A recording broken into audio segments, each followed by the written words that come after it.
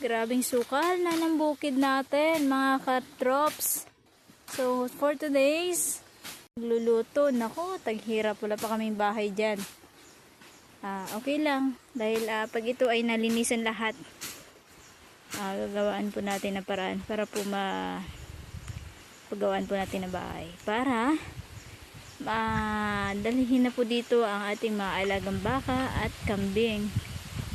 Okay. So, hindi naman tayo nagmamadali kasi mahirap maglabas. Lalapat ito ay masukal na. Mga ilang buwan ba na hindi nalinisan. Okay.